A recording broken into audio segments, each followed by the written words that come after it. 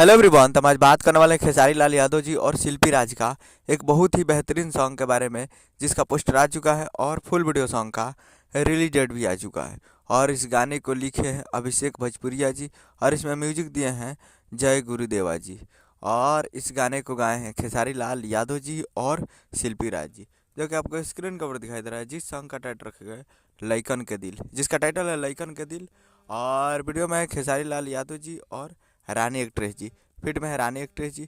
और ये बहुत ही बेहतरीन सॉन्ग है।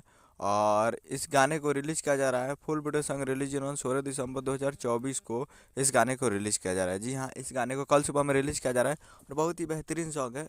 और बहुत ही पहले, 1-2 महीने पहले ही इस वीडियो को शूट किया गया था दिल्ली में, और वही गाना है। बहुत ही बेहतरीन गाना है, तो आप लोग तैयार रहिएगा। और कल 16 दिसंबर को, तो कल 16 दिसंबर को तैयार रहिएगा। R D tune present Bhojpuri YouTube channel पे, R D Tune present Bhojpuri YouTube channel पे फुल वीडियो सॉन्ग के लिए कल तैयार रहिएगा 16 तारीख को।